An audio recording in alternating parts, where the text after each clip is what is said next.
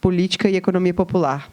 Suas publicações mais recentes incluem Hacer Plata Sin Plata, El Desborde de los Comerciantes Populares en Bolivia, The Native Vote System, an Ethnography of Bolivian Aymara Traders in the Global Economy, Una Pata en la Chacra y una en el Mercado, Multiactividad y Reconfiguración Rural en La Paz, Anthropologies of Revolution, Forgiving Time, People and Worlds. E Nico colabora como professor pesquisador convidado na Universidade de Londres, na UCL, na Universidade Arturo Prat, de Iquique, não consigo pronunciar isso, desculpa, e na Universidade Marselha, da França. Nico, welcome. Thank you very much for being with us. The floor is yours. Thank you very much, Mara. Thank you very much, Joao, Priscilla, for inviting me. It's an honor to be part of this beautiful team of researchers that you have here. I'm sorry, my Portuguese is extremely poor, so I'll have to speak in English for today. I have a few friends among the audience. I assume I want to say hi to Carlito, to Felipes and Sibel, and many other people whose work I've read and have inspired me in the last few years. As you can see on the screen, that's the title of my presentation. Most of my work has been done in collaboration with Fernando Rabosi from the Universidad Federal de Rio de Janeiro. And so, yeah, you see my name, but actually most of the work, it has been done by me and Fernando. The story and the condition of popular sectors in Latin America, as you know, is very heterogeneous. If the pandemic somehow helped to deepen the precariousness and the exclusion of many of these popular sectors, also the pandemic revealed unexpected dynamics and unexpected connections. For instance, we were able to see here in Bolivia a series of food supply chains operated by popular sectors, and they were somehow capable to deal with food shortages in urban centers. Or also what we were seeing is popular traders, Bolivian popular traders connected with Chinese enterprises that somehow guaranteed the delivery of medical supplies and even hospital equipment. These connections are the result of a series of transformations that we have followed over time in our study of popular traders, popular manufacturers, truck drivers, etc. We have witnessed a transformation of scale of popular economies, a transformation of their form of insertion in production circuits, a transformation of their transnational logistics, for instance. These are transformations that require us to rethink how we conceive global processes, which are sometimes not only controlled by large corporations, despite their enormous capacity to impose rules, formats, practices, etc. We have been searching for this transformation, studying this transformation, and the study of the transformation has provided us with some ideas about how popular economies are transformed, how popular sectors are repositioned in our own societies, but also how globalization itself was reconfigured by the work of these economic actors. In the attempt, and this has enabled us somehow to focus on some of the key reconfiguration of contemporary capitalism. It is worth positioning a couple of specificity of the Bolivian case in relation to popular economies and in relation also to China and the transnationalization of popular economies. One of the first specificities that in the Bolivian case is the Bolivians who actually traveled to China. Not only there are few Chinese migrants operating in popular markets, for instance, in La Paz, but actually the few ones who travel and try to sell their products in popular markets, they are not they are not enabled, they are not allowed to sell their own products in a local stall or in a local shop. The control of commercial spaces by local Bolivian guilds is so capillary that has prevented many Chinese migrants and entrepreneurs to actually incursion into the local popular market. The second specificity is that of the Bolivian case that I want to mention is in Bolivia, actually the pioneers in establishing a connection with China were popular groups of Aymara descent, and that was well before local formal enterprises and formal entrepreneurs figure out the economic potential of Chinese manufacture, for instance, for the Bolivian economy. Can you put to the other slide? Yep. Yeah.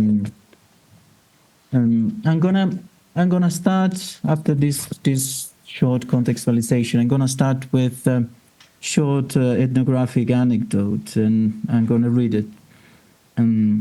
It's the story of this Espejo family, as you can see from the slide. And I'm going to tell you a bit of this story, which I found quite fascinating. Born in the llama herding region of Carangas, at the border with Chile, one of the climatically most extreme areas of the Bolivian plateau, Mariana Espejo is nowadays what we call a popular trader. Her father Marco settled in Arica in the north of Chile at the end of the 60s after several trips from Carangas with llama caravans bringing coca leaves and wool to the mines and cities of the north of Chile. After working for a few years as a stevedore, Marco, together with his son and daughter, established the warehouse Carangas in the duty-free area of Iquique, which operated as a crucial node for the family imports from overseas, which were then redistributed across Bolivia. 10 years ago, Mariana married Biao. Biao is a young Chinese entrepreneur from a rural area next to Shantou in the Guangdong province in the south of China. Taking advantage of Biao's village specialization in the production of cosmetics, Mariana and Biao set up a small cosmetic business. And after a couple of years, Mariana and Biao built their own cosmetic workshop in Biao's village, where they produce copies of Korean and Japanese brands of cosmetic. It's a small family workshop where they hire a dermatologist and a chemist at the beginning of the production in order to do the tests and get the license. Once the product is approved, they hire 6 employees from the village to prepare and package the cosmetics. Simultaneously, Mariana's mother, who sells second-hand clothes, started using Biao's Asian contacts to import from China and from Korea. Usually, second-hand clothes are imported here in Bolivia from the US. But due to the excessive paperwork required for exports and the scarce predisposition of North American enterprise to negotiate with the requirement of small Latino importers, Mariana's mother decided to begin importing from Asia. Meanwhile, Biao had established a family shipping company in the port of Shantou, where he rented containers from the large naval company, Mediterranean shipping company, roughly 10 containers a month, and he resolved the space of the container in small volumes to small importers, most of them relatives from the Chinese diaspora or members of the Bolivian Chinese family I've been describing. Biao specialized in a type of shipping tailored to the requirements and volumes of small importers, in a context where the formats, geographies, and regulations of commodity chains often limit such endeavors. In winter, when it's hot in Europe, Biao's company received in Iquique leather products from Biao's relatives established in Italy, and through a system of transporters from Carangas and a series of sellers intercalated through the territory, mostly relatives, goddaughters, and nieces of the Espejo family, the leather products reached the Bolivian and the Argentinian market. Somehow the example of Biao and Mariana highlights an overlap of socioeconomic circles and networks capable to connect different commercial and productive activities involving the Chinese diaspora in Italy, in Korea, in Japan, the rural industrial district in China, the Bolivian commercial circle ranging from Iquique to Argentina via La Paz and other towns in Bolivia.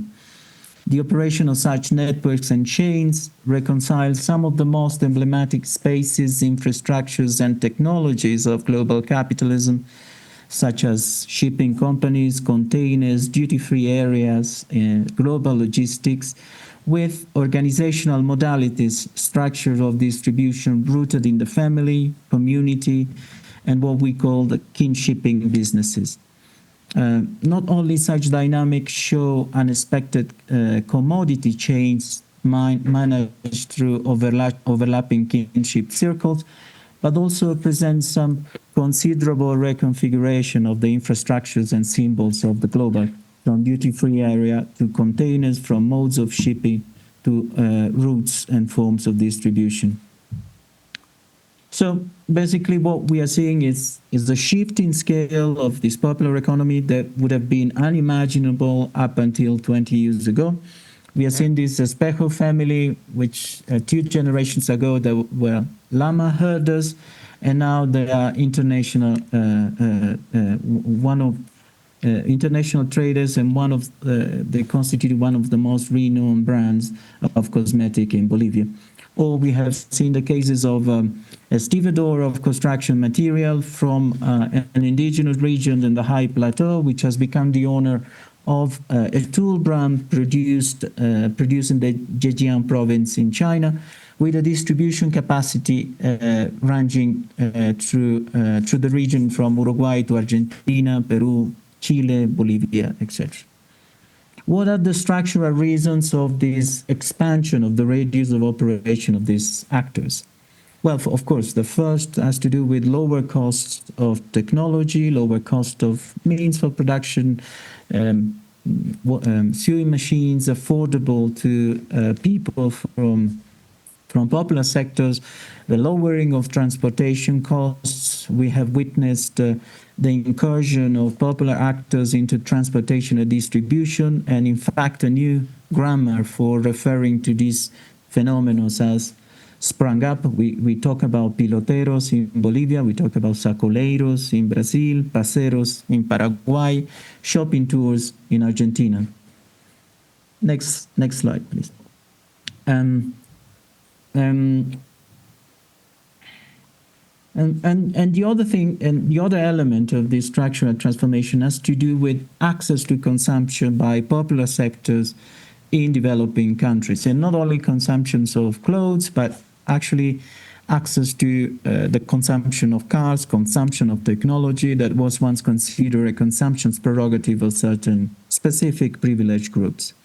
What large retailers used to do is to set the price of their goods based on the purchasing power and demands of consumers in the developed world. The pricing structure of these conglomerates, by definition, excludes a large number of consumers in developing countries who lack the resources to access these goods at first world prices. However, the lowering of technology prices generated a consumer demand for technological products in developing countries such as Bolivia that large conglomerates continued to ignore, and that China actually did not. China has begun, in fact, to focus on the tastes and preference of low-income consumers and markets by developing a type of merchandise tailored to the budgets of low-income consumers.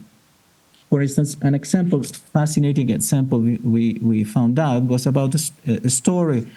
It was the story of a Chinese washing machine company, which we would call Buyang.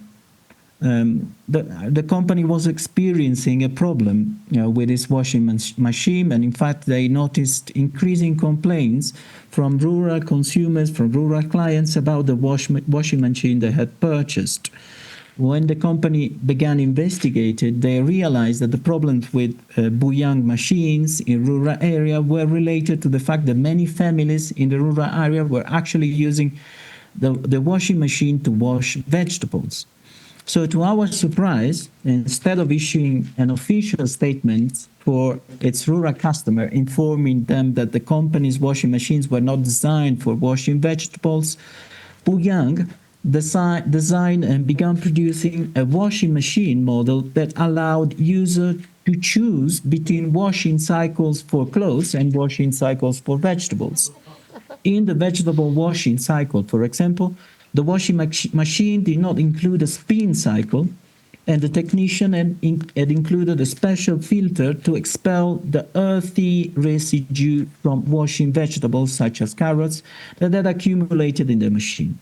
So while major brands, what major brands did was somehow educate third world consumers to adapt to their products, in the case of many Chinese companies having to deal with the heterogeneity of consumers with different consumption patterns and aspirations from the third world, they were actually working more intensively to adapt their washing machines to the specific to unexpected requirements, such as the ones from rural settlers who use washing machine to wash vegetables.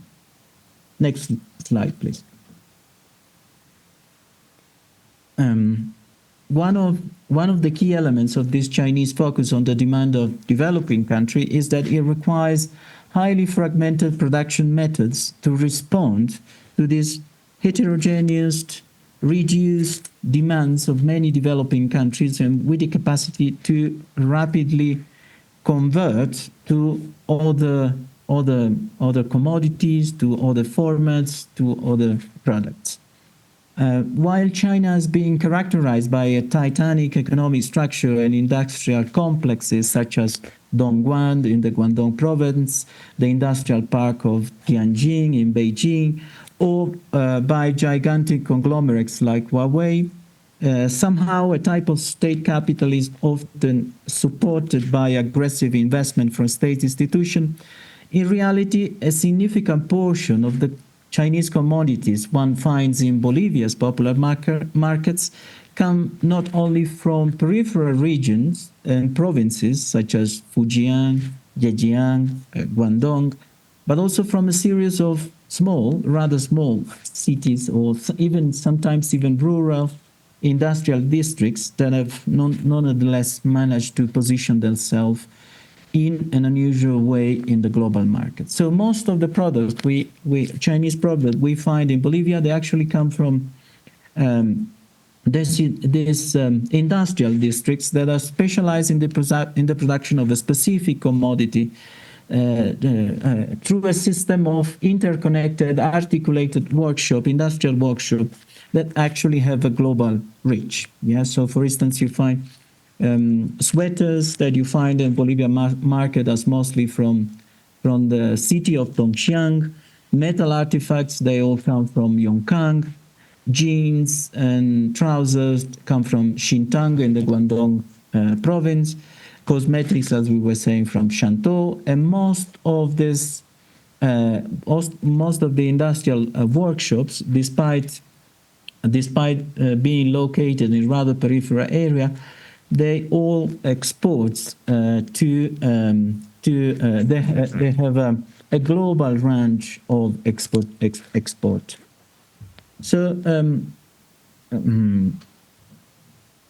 how this system works basically. So these industrial workshops, they have created specialized production districts, and at the same time they leverage their connections with Chinese migrants, with Chinese relatives around the world, to both attract investment for their workshops and to seek markets in a variety of countries. They form alliances among multiple family business in the same district to access raw materials. They generate long-range distribution structure. For instance, in the town of Wenzhou, you have 1,200 companies from local industrial district who actually got together to build a marketing network for their different products, which includes around 130,000 family members / sales agents distributed throughout China and throughout the world. So why China? Why Bolivians choose the productive district, the industrial workshops of Southeast China? Fundamentally for three reasons. Well, we are omitting probably the most banal reason, which has to do with price. But the first reason has to do with access. In recent decades, it has become increasingly complex for small entrepreneurs to comply with the requirements for a business visa to travel and purchase in Europe or the United States, as well as an excessive bureaucratic burden in import paperwork. The second reason, I would say, that the southeastern Chinese manufacturing district, as I was saying, do not impose high import limits as large brands often do. You know, like Nike imposes you to import as recognized as an authorized importer of Nike products, the minimum of 2 containers of Nike products. In the case of this industrial workshop, you could actually buy a box or 2 boxes as in some cases as the minimum quantity of import.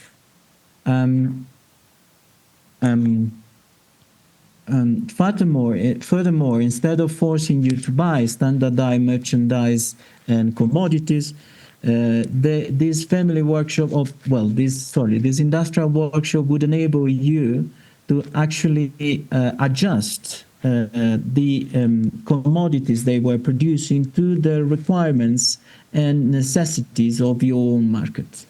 So, and finally, a third reason, this industrial workshop enabled you to actually create your own brand. Next slide, please. Sorry, the previous one.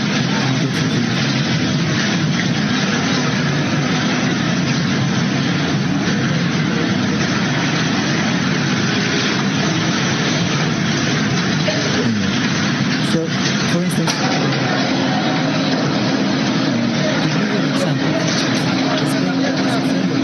and it's a young importer and vendor of a popular market in La Paz. After a couple of trips to Yiwu in China, she made contact with a producer from Tongxiang, which is a productive district specialized in the production of sweaters. So Esbenka with her sister began traveling to Tongxiang. They stayed in all lodging in the town center. They shared a bunk bed in a small room for almost a month, during which they negotiated with the producer the patterns, the colors, the models, the sizes they required in relation to sweaters. They expected the factory to adapt its production to the requirements and deliver the final order before they were leaving Tongxiang. And the final order, it was a relatively small order of about $8,000. Furthermore, Esbenka had labels bearing her own brand name produced in a workshop in the same city of Tongxiang, which she then delivered to the Chinese weather manufacturer to be sewn onto the final product. Esbenka labels mention her own brand name, which is original, in large print, and below, in smaller print in English, it read, designed in Bolivia. Despite placing small order with a modest factory, Esbenka told us that she had encountered Russia, Pakistani, and Arab model of sweaters, and also Russian, Pakistani, and Arab salespeople in the same factory who had placed orders with the same manufacturer. The other interesting elements that we figure out in our research is that we begin to visualize a type of global popular chain, but but some question actually arise. How are these global popular chains regulated? How do actors historically consider local, consider geographically and socially marginal operate? Can you this is the other. I don't know if we missed this. I kind of lost track. The next one. Can you go to the next one? This is another famous brand in Bolivia, which is Uyus Tools.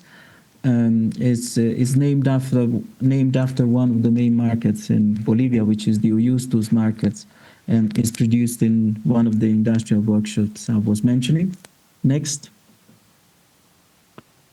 So one thing we begin to see, it's a type of small businesses through this Chinese connection that operates across great distances without the traditional intermediation of large corporations, with the exception of shipping companies, of course, and sometimes developing novel economic alliances.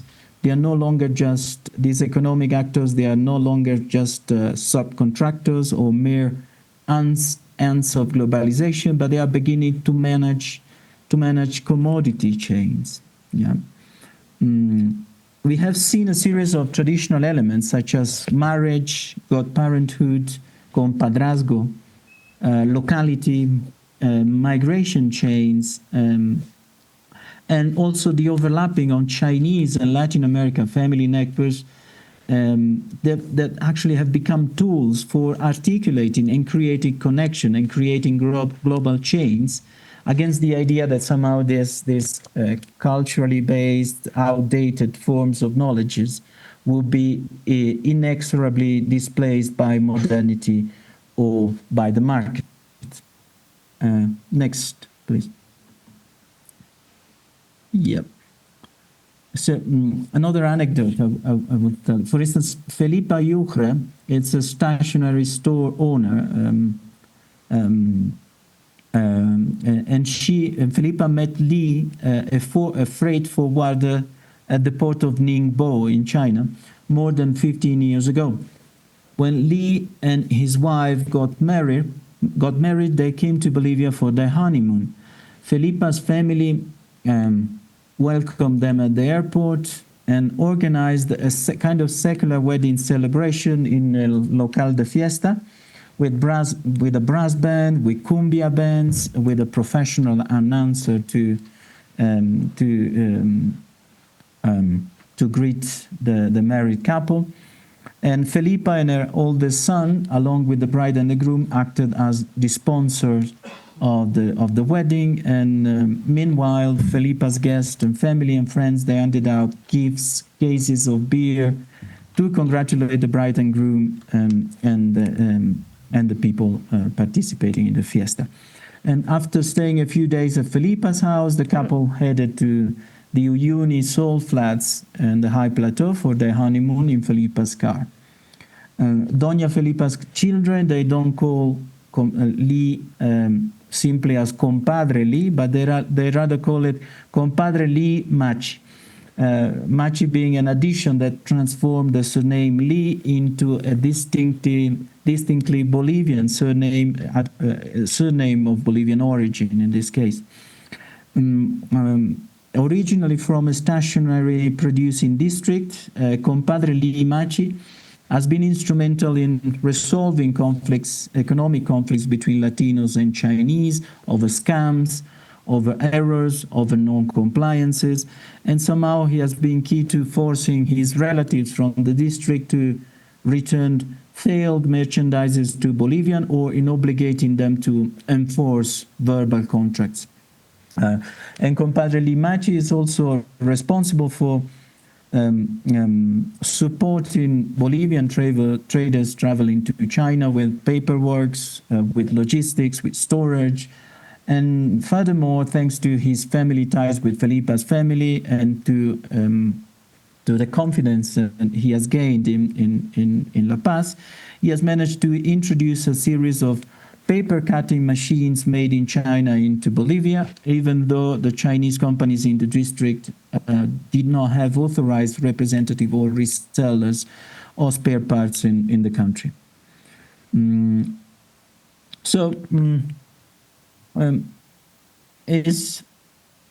Question we were asking ourselves is the only way for popular economies to participate in this global chains, but is the only way evading laws or exploiting their own? And somehow this is a very, very complex question, but we think the answer is also complex, since the structure of global economy imposes standards to limit competition, imposing pricing structure to maintain high profit margins, imposes standardized goods that do not meet the expectation of certain groups. And there is a problem with the global regulatory framework, which was designed, we think, for a few selected ones. Or we could say that the regulatory framework and production standards are simultaneously tools for protection from toxic products, protection from exploitative relationships, but they are also mechanisms that guarantee the exclusion from the market of those without the capital to play the regulated and standardized game. Yeah? Mara, how am I doing with time? You have 10 more minutes? That means 2? Sorry? That means 2 in... Yeah. Well, no, but if you need a couple of more minutes, it should be fine. So yeah. Okay. So one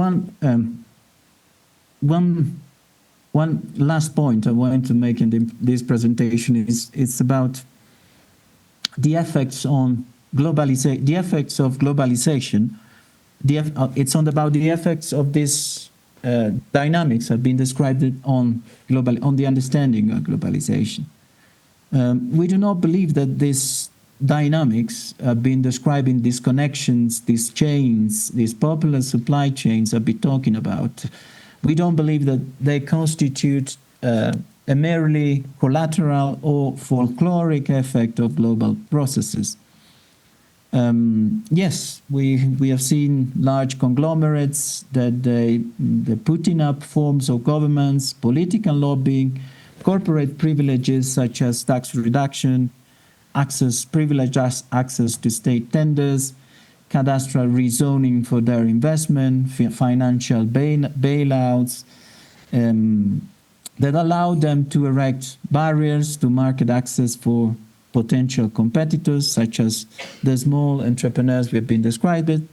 But we are also faced with the simultaneous capacity of popular economies to define strategies, to appropriate the global structure, to reshape forms of participation in the global. Yeah, so we are constantly, our research has to do with this contradiction, yeah? These large conglomerates which are increasingly capable to define the rule that will exclude competitors versus this increasing emergence of new actors into the game, often playing under the radar of the law. Next slide. Yeah, the previous is fine. Previous one? Previous? Sorry. Here you go, thanks. So we begin, in the first place, when we think about the effects of globalization, of the dynamics of being described, it says we begin to see the redefinition of the practices and formats of the global by observing the fragmentation, for instance, as you can see in the slide, of container spaces or other practices such as the incursion of popular sector into free trade zones, the emergence of figures such as the forwarder, the reconfiguration of shipping practices, logistics, to enable these small importers to ship products actually to cities, to customs offices, away from the conventional routes. If we take the case of the container, for instance, that you can see in the slide, initially the container was conceived actually to reduce the times and costs of overseas shipping. It was actually adapted, the dimension and volume of the container was adapted to the volumes of large enterprises that require to ship merchandises to developing countries with lower labor costs and more flexible labor regulations. So the small loads from small importers, such as the one we've been described, that could not fill an entire container, require additional, as we say, consolidation work, which in turn require additional labor, additional storage, and finally additional costs. So up to now, large shipping companies do not accept LCL, so less than a container load. They cannot fill the entire container due to the extra logistical costs and tasks, which they do not want to take care of. As we were saying, in the case of Nike, for instance, the minimum you can order from Nike, if you are an authorized importer, is 2 containers, 2 full containers of the same good. So, faced with this, with heterogeneous and small market demands, the popular traders we were working with did not have the capital to acquire an entire container of commodities. And secondly, it was not convenient actually to buy a full container of the same commodities, since they were dealing with a very heterogeneous local market, changing very rapidly, and very different from the homogeneous demand, middle class demand that you find in developed country. So we were seeing how, we saw how these multiple alliances are generated between entrepreneurs from the popular economy to facilitate not only purchases in China by small merchants from developing countries, but mainly to consolidate a logistic structure that enables purchases in small quantities and the consolidation of the container with small loads, providing the necessary storage space. Now, next slide, please, Mary. Do you want me to play the video, Nico? Yeah, please. Yeah. So this is just an example of this storage. There's a small shipping logistic company that store boxes before they are actually moved to the ship in China. Is there a next? Yeah. Perfect. In our study of the relations between Amara traders with China, also a new figure has begun to appear. It's a figure of the forwarder. Literally, the forwarder is the person who make commodities move towards their destination. Generally, forwarder are small shipping, logistics, storing companies, several of them of popular or peasant origin, familiar with the needs and volumes of small importers. The forwarder is in charge of providing a series of specialized services adapted to the specific requirements of generally small importers in a context where the one-size globalization makes this type of process difficult.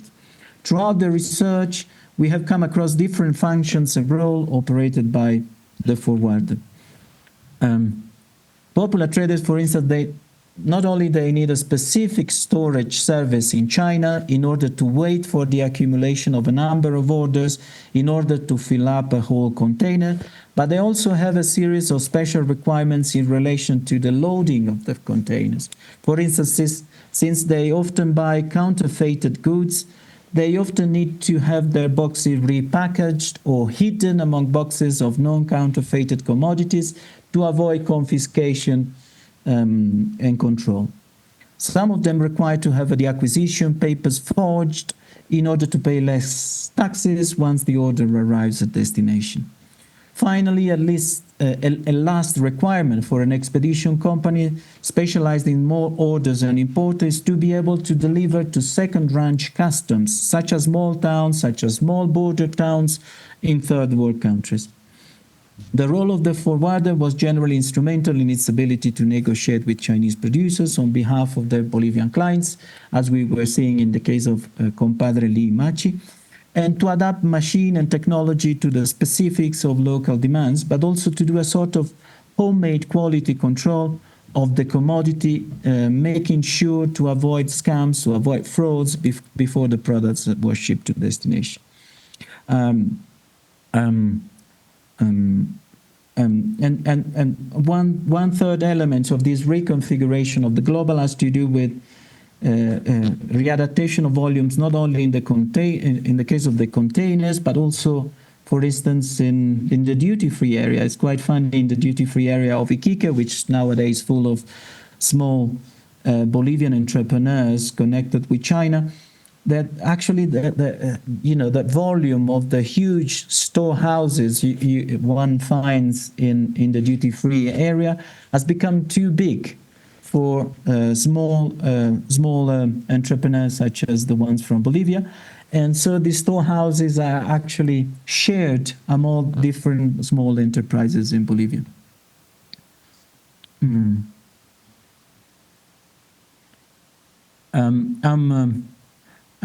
quickly going to conclude, to draw a quick as possible conclusion from what I was trying to show you. In the first place, what we see in the research we are conducting with Fernando, it's a process of extension of the radius of operation of popular economy.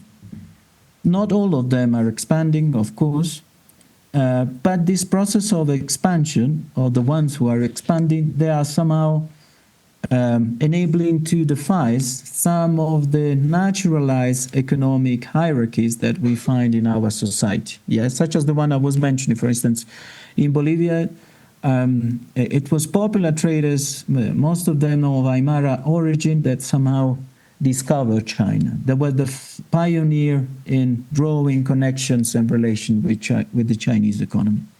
And so this and they were quite quick in expanding their economies, their businesses, and somehow they were also quite quick in define these naturalized economic hierarchies we find in our society. The second point I wanted to make is this: through a series of socio-economic alliances, what we call kinship in business, or an overlap of Bolivian and Chinese networks, we began to visualize a type of popular commodity chains, showing us somehow other formats, other volumes, other geographies of globalization, but also other forms of practices in shipping, in duty-free areas, in transport, etc. Yeah. So these economic actors from popular sectors, they are not anymore like the last marginal step at the end of a popular, or at the beginning of a popular commodity chain, but they're actually expanding their control over different phases of the chain. And finally, the last point that I was trying to make, it has to do with this, with a basic contradiction. So we are living in an era where these transnational conglomerates, large transnational conglomerates are increasingly define the economy, increasingly define market and its rules, And in this context, the contradiction we are facing, that we find an increasing number of economic actors from popular sectors that evade these rules, evade these standards, and evade these formats of globalization, showing an unexpected relation with large conglomerates. Why unexpected relations? Because what I believe is that before these economic actors from popular sector were submissively integrated in power structure defined by large conglomerates, and now they appear to begin to increasingly compete with them in many ways. That's where I will leave it, Mayra. All right. Thank you. Thank you so much, Nico. I'm unsure if you can see us. Yeah. I can. Yeah. I can. Yes. We're a relatively small but very interested group. So what I would like to do now is open up for questions, and if someone wants to ask a question but prefers to do so in Portuguese, I'm happy to translate, or we can test Nico's ability to understand Portuguese.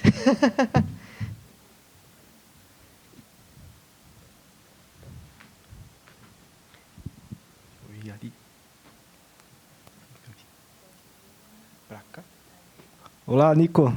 ¿Cómo estás? Carlito, ¿cómo estás? One question is about containers. You was talking about containers, and I think this is a very important point of this of the place China occupies in popular economy, and people say that container represent one revolution in global commerce. I think China, with the way they manage containers, made a second revolution in this, exactly about these things that you are showing, this capacity, this logistic capacity for, how to say this, to compartmentalize. Compartmentalize the container, and because it is a question about logistic, and I think it's very important because before we are having a discussion about labor force cost. Labor force cost doesn't explain everything, because it doesn't matter if the labor cost force was lower if the people, if they don't have how to deliver the things. So it was wrong in the past, and it is wrong nowadays too. China was not the lower cost place in the world in the past, and is not the lower cost place now. And this is important to think about these economic circuits of merchandise. And this point that you was explaining, I think is very, very important for this. And the second point is a question. Carlito, sorry, I missed the first part of your question. If you, I understand your concern about delivery and circus, but if you can actually summarize your question in one word, into a couple of words. Sorry. Can you hear him well, Nico? Or no, I can hear him well, but the internet at the beginning of his question was failing. Okay. Was the way in which Chinese manage the containers, the logistic of the containers, and what this represents to a popular economy, because it have an important relation with a discussion about lower cost of labor force. But it's much more than this. And I think when you talk about this point, it is very important. And the second question was about the type of merchandise that arrives in Bolivia. And there is something like that I think is very interesting in your research, is that people in Bolivia go to China to buy clothes, and they even make their own brands in China. And it is very interesting because people in Bolivia go to São Paulo to work in the clothes industry. So I think this is very interesting, the way in which you shows how these travels of Bolivian people to China is important to what kind of merchandise they buy from China. And that is the second point that I would like to hear you more about your research.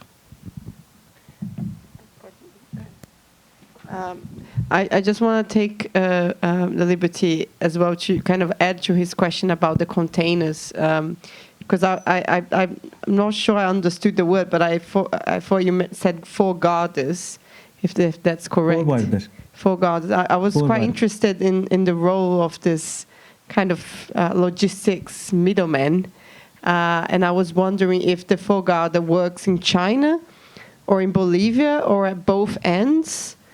Yeah, just talk a little bit more about their role in different parts of this commodity chain, if that's okay. Okay, so can you hear me, Nico? We cannot see you anymore. I don't know if sorry, I switched off my camera because the internet was failing, but I can try to turn it on. That's all right. Thanks very much. It has been really amazing. I mean, to travel through these new Silk Roads through your presentation. I just wanted to hear more on your last points. You finished your presentation talking about competition, right? Competition between the large global conglomerates of capital and popular economy enterprises. We have discussed this at length during the morning, like competition within popular economies, competition within the actors, competitions between different layers, different kind of actors. So, I mean, I just wanted to hear more where you finished, right, about this kind of, what kind of new forms of competition are emerging in this new configuration of global capitalism between popular economies and global circuits. Thank you. Okay. Maybe let's hear from you, and then if we have more questions, we do another round. Thank you, Carlos. Thank you, Mara. Thank you, Joao. I want to send you a hug because you're being really polite and nice to me and asking very questions that give me the chance to deepen a bit on what I was talking about. I'll start with Carlos and how Chinese manage containers and the whole industry of in the cases I'm describing and describing in the book, in my research, we find a very interesting relation between China, the industrial workshops I was describing and the shipping companies and the management of containers in China. So, for instance, one thing it is very common for it is very common in the research we are doing that actually the person in charge of the industrial workshop of producing I don't know, tennis shoes, for instance, has a daughter who is actually running a shipping company specialized in the distribution and the sending of containers to Latin America, for instance. In the case of the Compadre Limache I was mentioning, so Compadre Limache was originally a producer of stationary commodities in a very small industrial business, and then his wife opened up a shipping company in the port of Ningbo, and it was this kind of family relation were kind of very very useful to understand, for instance, what kind of requirements Bolivian traders buying stationary commodities and sending them to Bolivia's had. So it was. I was very fascinated in the case of China in finding out how these family connections within the industrial workshops and the shipping companies, and also between the shipping companies and large larger enterprises or large conglomerates such as Mediterranean shipping companies. For instance, we had a friend who was shipping commodities from Ivu to Bolivia, and he had a compadre who was a Chinese compadre who was running, in this case, how do you say, a toy workshop in the Jivu area. His nephew was the owner of a shipping company in China, and also the Bolivian buyers, the Bolivian customers, had a contact in Mediterranean shipping companies' offices in Chile. You know, so you had. It was very interesting how this production, shipping, large companies and small companies were somehow articulated through this system of connections, which I found extremely fascinating. So this brings me back to the question about the forwarder in China and in Bolivia. So usually you need a forwarder. The forwarder is actually in China. So in China, when you find this figure, it's kind of this middleman that actually deals with the problems that small importers from Bolivia face in the global economy when they have to buy a small load of commodities and to have to ship it up until a remote destination such as La Paz. So when you travel to large fairs such as Guangzhou or Yiwu in China, you are often offered the service of shipping in the same fair. Yeah, but the service of shipping is not at all convenient for small entrepreneurs such as the Bolivian ones, since the costs are too high sometimes. So they propose things such as sending. You don't have to worry about anything. We will deliver. We will deliver the products at your door, etc., etc. And these kind of shipping proposals are not at all convenient. Why? Because a Bolivian entrepreneur knows very well that a foreigner from China will not be able to negotiate with custom authority or to bribe custom authorities to enable their products to come into Bolivia. So from then on, small entrepreneurs such as the Bolivians one figure out that actually we need another modality of shipping with all the requirements, with all the volumes, with all the formats of shipping, because the conventional one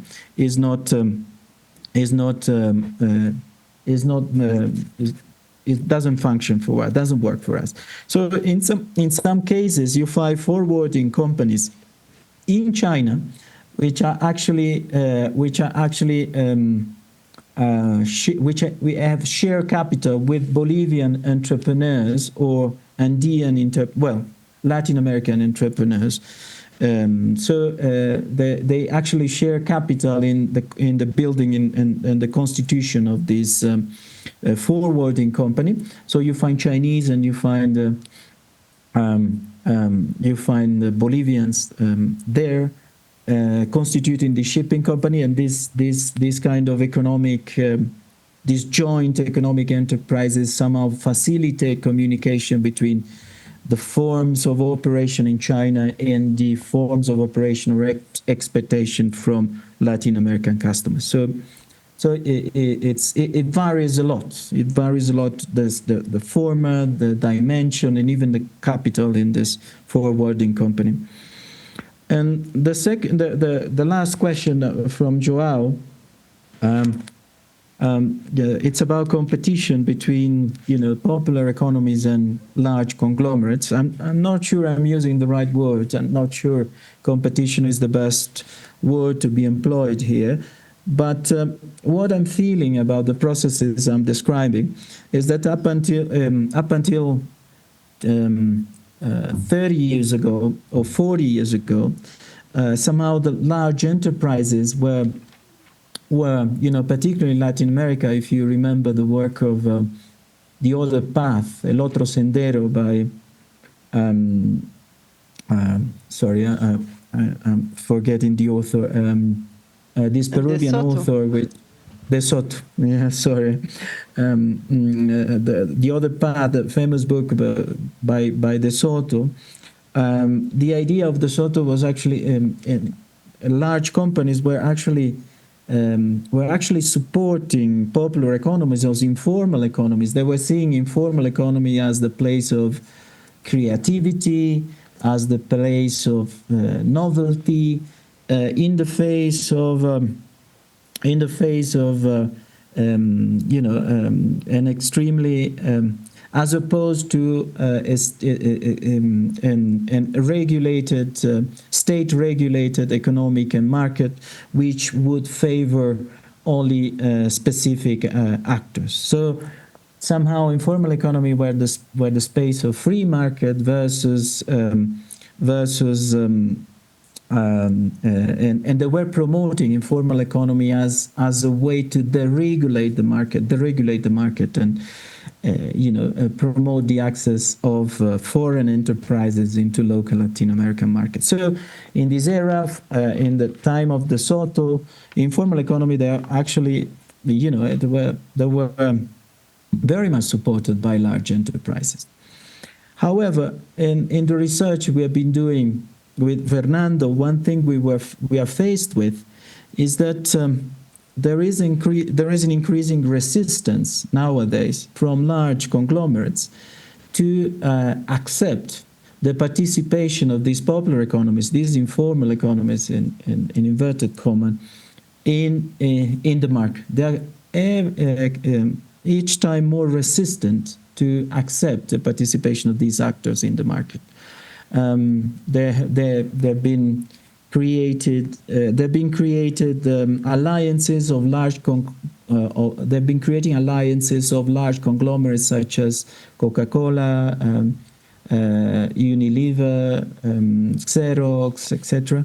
Large alliances in order to establish forms of control of illicit popular markets in many countries of the world, particularly Brazil, etc. They have a systematic process of criminalizing these actors and these groups, and the feeling we have somehow is that these popular actors, they become somehow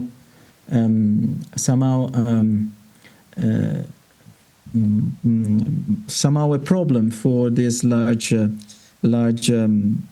conglomerates. In the first place, many years ago, they were promoting them, but nowadays they are actually resisting to them because they actually find that some of the quota of the markets they were controlling has been defied by the expansion of the radius of operation of these actors. This is basically when I talk about competition, which I'm afraid is not the right word to be used here, but I feel somehow that the control of quotas of the markets by large conglomerates, it's being defied by this small but large quantities of popular economic actors from popular sectors.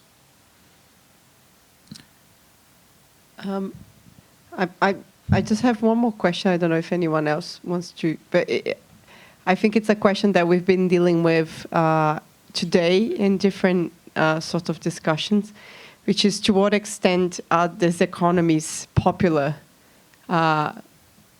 in the contemporary kind of configuration? Because you're talking about the expansion and the globalization and so on of popular economies, and we've seen in our case here as well, the kind of tendency towards accumulation and the emergence of larger and more powerful actors within this economy. So I guess like the question for you is, from your perspective, what is it about it that still makes you call this a popular economy?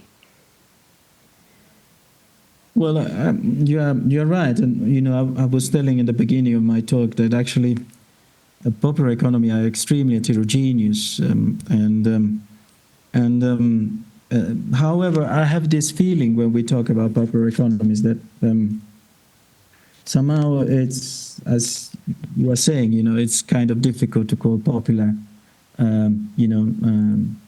Aymara traders traveling to China, or running a shipping, a small shipping company in Yiwu or in Guangzhou, etc., etc. But at the same time, I find that it's also it's becoming more and more clear it's also becoming more and more clear that these actors are different from the actors I'm describing, are actually different from the large conglomerates that I've partly been talking about.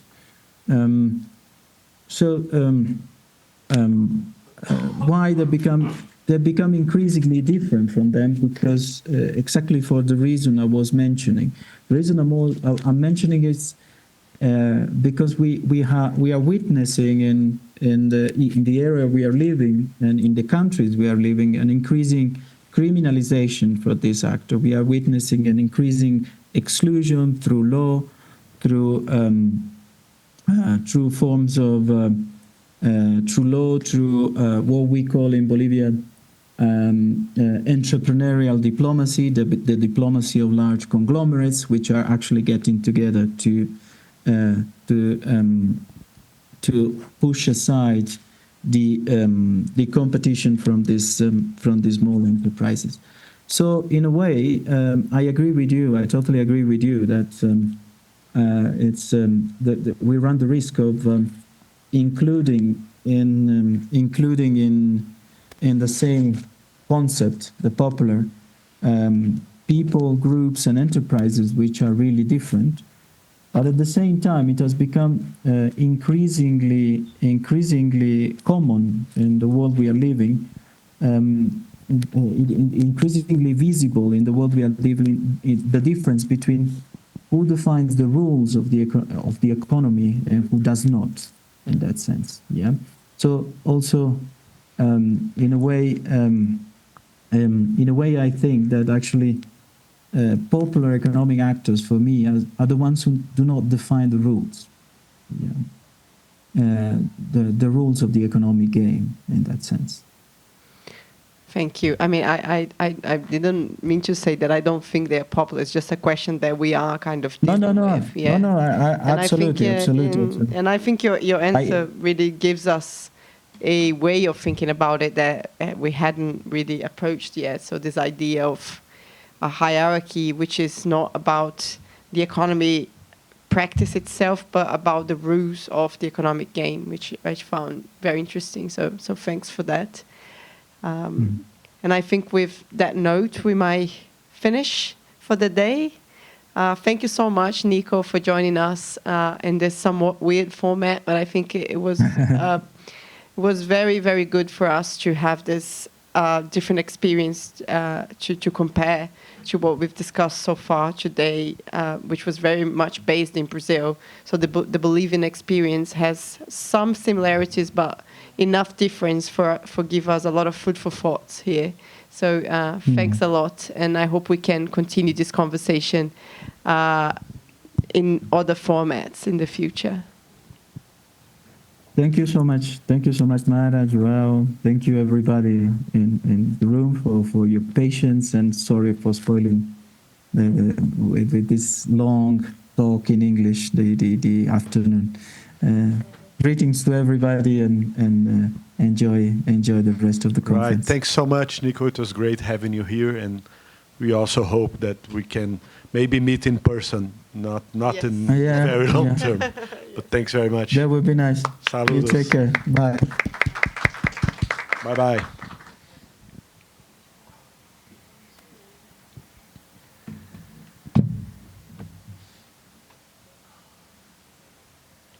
Ok.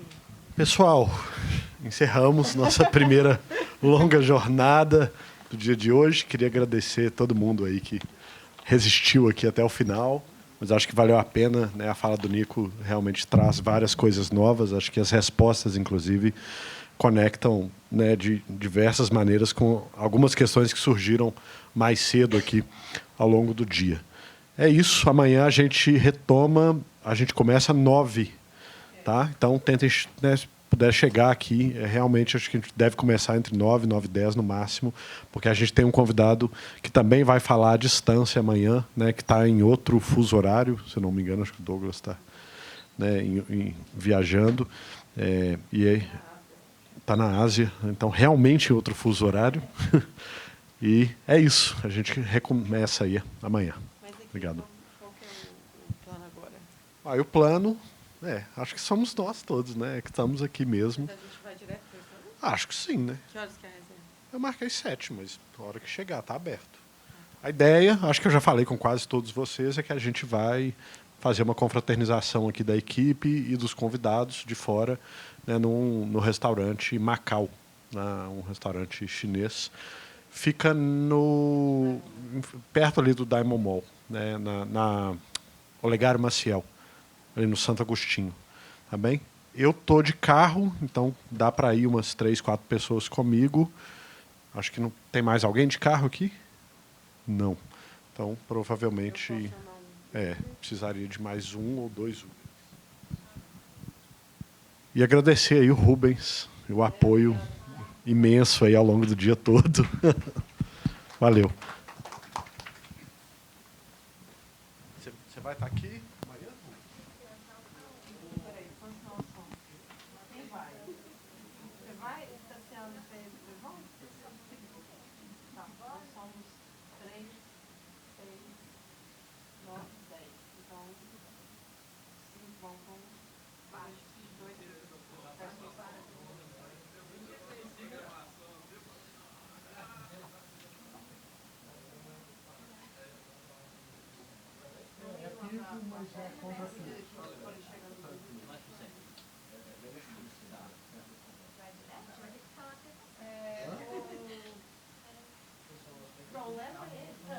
Querem comigo?